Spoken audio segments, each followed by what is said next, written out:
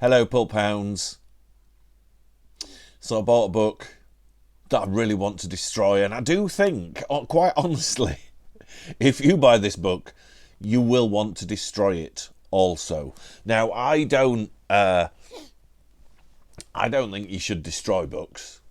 Even if you don't want a book, it will find its way to a new owner to look after it and enjoy it until they don't require it anymore, and then it'll carry on its journey. And I bought this book. What is it? It's okay. It's just a really basic horror anthology from the 70s. What year was it published? 1970. Let's have a look. Oh, 1980. And I'll show you it's not a very inspired contents list. Bit of Charles Dickens, Lord Halifax. I do love Lord Halifax's Ghost book. I've got a beautiful first edition of it, but it's a bit dry. Matthew Lewis, I adore The Monk. I think it's fantastic.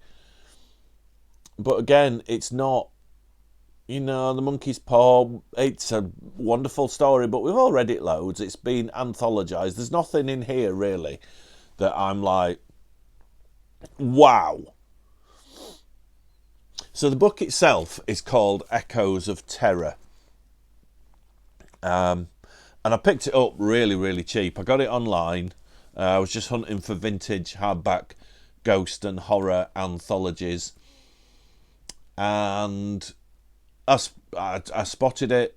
It looked interesting. Well, just from the cover looked nice. So I thought, right, I'll have that. It were a couple of quid. And finding other copies online, it's moderately expensive. But I think, this is the weird bit, I think even if you bought it and paid for a moderately expensive copy, I think you're going to want to take a scalpel to it, guys. Because I do. I'm fighting such a fierce battle inside. It's inner turmoil. Do I destroy a book? Or do I keep it intact? But I can't enjoy it all the time. I'll explain what I'm on about. So, in the 80s, late 70s into the 80s, there was a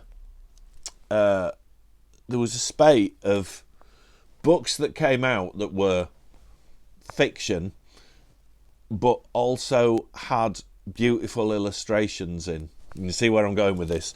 One series that I love to collect, or did love to collect, but I've got them all, is the Galactic Encounters ones. These are a bit tatty because that's the one I got for Christmas when I was about 6.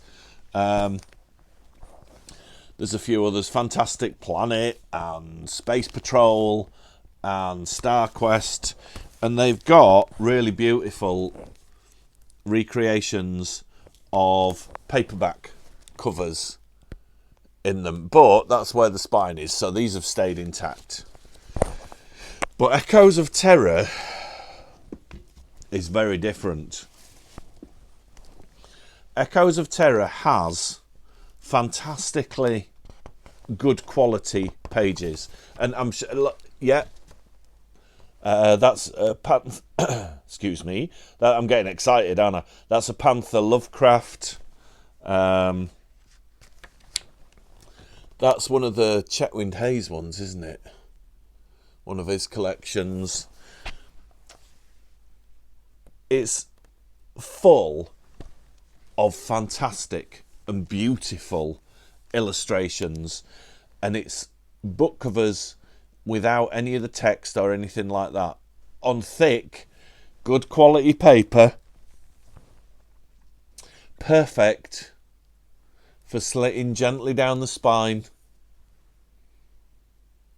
and framing. Now I'm going to flip the camera around and we'll go through it, because I want you guys to see, if you've never come across this book, which I hadn't in all my years of book collecting, like, it was new to me, and I was like, oh, I want you guys to have a proper look through it. So let's flip the camera around and have a little carry on this chat while we're flicking through it. So here we are. This is the title page. Yeah, Mayflower Black Magic. Oh, and don't forget, these are slightly bigger than A4. Really top quality prints. That's is that one of the Pans or one of the Fontanas? Frights, the anthology edited by Kirby McCauley. I don't recognise that one, but it is fantastic, isn't it? Oh, and the Ghoul, the Guy and Smith adaptation. There's lovely Don Henderson.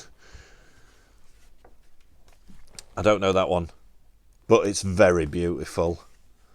That was Graham Masterton. Was it Gin? But it's been used in so many different metal covers and that. The paperback cover of Interview with a Vampire. I don't know this one specifically, but that looks like Jack Palance to me. So it might be from an adaptation of the Jack Palance Dracula, or a reissue of Dracula just with a Jack Palance cover. That's beautiful. I love that one. That's from... I've got that. Is it Portrait of Barbara? It's fantastic. That crops up in a lot of places. I've got that as a cover of... an old cover of Karnacki, the Ghost Finder. I don't recognise that guy, but I do like his zigzag hair. Oh, that's just beautiful. That's one of the Panther Lovecraft. That's a Chetwynd Hayes anthology. That I know from... Is it another Graham Masterton? I don't recognise that one. And to be honest, I think that's one of my least favourites in the book because it's like a t-shirt that you get on the market with wolves on. Don't recognise that one, but she's a ginge, so we're all good. I used to be a ginge when I had hair. Oh, werewolf boobies. Werewolf boobs. Sorry. And that's Ollie, isn't it? Oliver Reed. And these fantastic, I think they're Les Edwards covers for the Mayflower Book of Black Magic Stories series.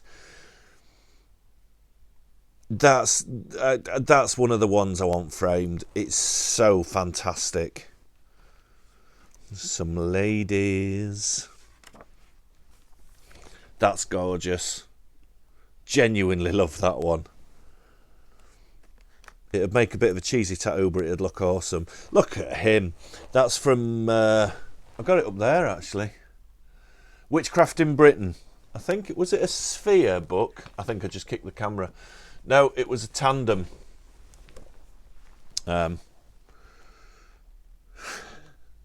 Fantastic, isn't it? Absolutely amazing. This book, it's like someone's gone through a lot of my favourite paperback covers and just, oh, hello. Can you see what I mean about having like a set of these skulls up on my wall? And like I said before, these are such good quality prints. They've obviously used high quality ink and thick paper. That's from an August Derleth anthology, isn't it? Is it When Evil Wakes? Devils of D-Day. I don't know that one, but that's just beautiful. That's so creepy and a little bit terrifying. I like that one as well. There's something not quite right about it. Something a little bit haunting and sinister.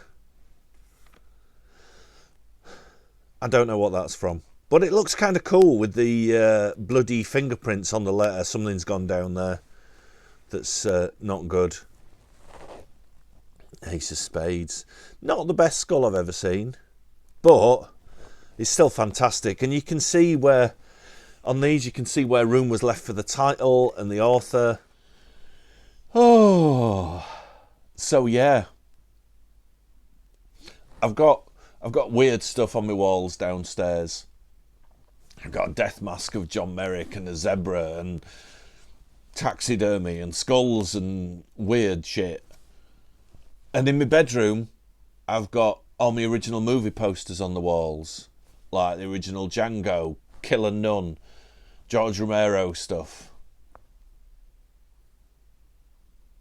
But I kind of want to get a whole bunch of really beautiful frames and, you know, just have all the skulls from the Mayflower Book of Black Magic stories and all the fantastic cover art. You see, if it remains in book form, that's all I ever see. And I can take it off the shelf and browse through it. But if I cut it up,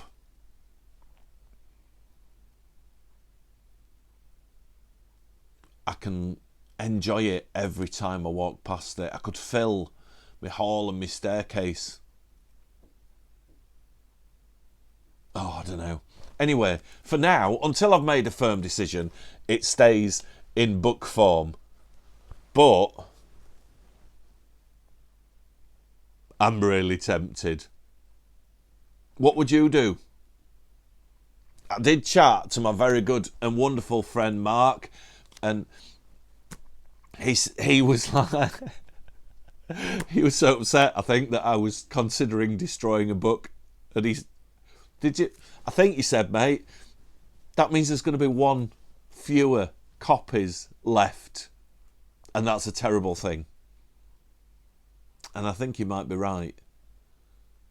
But what a wall display it'd make. Just fill a wall with really, really good quality prints of some fantastic and actually iconic book covers.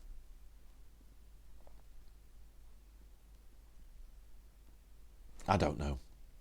Anyway, thank you for watching, guys. I shall go off and make a cup of tea and agonise over this decision, like holding the book and a scalpel, kind of like, I don't know what to do. In the meantime, I hope you're well and looking after yourselves, and I shall see you lovely pulp hounds in the next video.